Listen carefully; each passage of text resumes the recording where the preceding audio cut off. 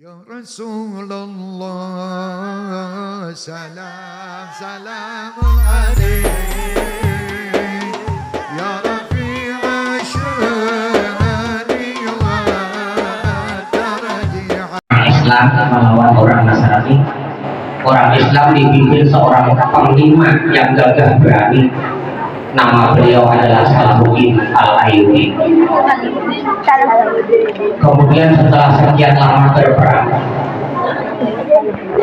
tentara umat Islam ini kelihatan sudah mulai keuyuhan. Lalu Salahuddin Al-Ayyubi sebagai panglima mengambil inisiatif untuk mengubarkan kembali semangat jihad kaum muslimin. Lalu beliau mengadakan peringatan Maulid yang dikenal sebagai yang pertama kali peringatan Maulid dilaksanakanlah peringatan Maulid secara besar-besaran. Kemudian di dalam peringatan Maulid itu dibacakan selawat, kemudian dikisahkan sejarah-sejarah Rasul, sejarah-sejarah Nabi Muhammad, sejarah perjuangan Nabi Muhammad, dan selanjutnya. Alhamdulillah, setelah peringatan Maulid yang dilaksanakan secara besar-besaran itu, semangat jihad para tentara kembali berkobar, sehingga umat Islam memperoleh kemenangan di dalam perang salib tersebut. Kemudian Salahuddin Al-Ayyubi memerintahkan kepada seluruh umat Islam untuk melaksanakan peringatan Maulid di rumah masing-masing, di tempat masing-masing. Maka terkenalah salah satu daripada umat Islam pada waktu itu yang terus melaksanakan peringatan Maulid di rumahnya. Beliau adalah seorang tua yang kaya raya, ya.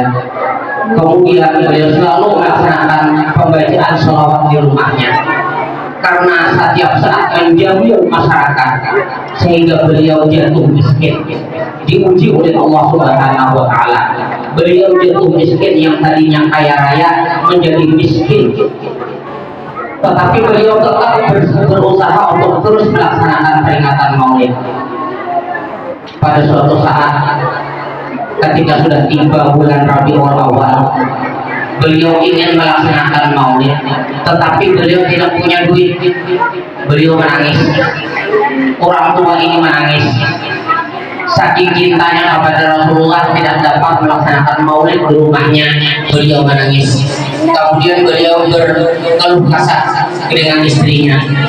Beliau ingin bekerja kepada salah seorang yang kaya raya di kota itu untuk mendapatkan duit untuk melaksanakan peringatan Maulid, tetapi istrinya tidak mengizinkan.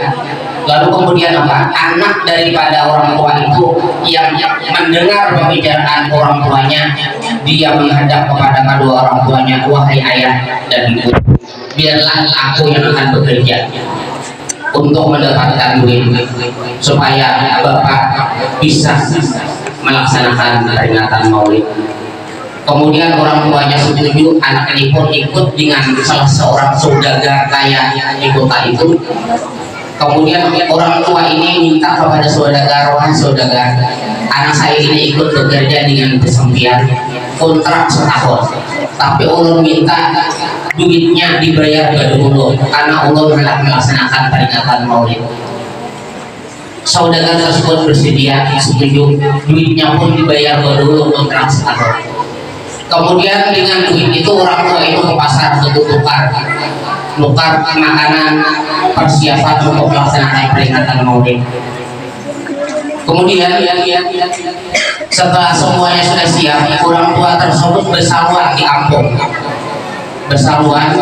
tetapi satu orang pun tidak ada yang mau datang, karena ketika orang tua yang kaya raya ini tadi jatuh miskin, tidak ada lagi yang mau menghirani, ada yang maunya lagi mengawani.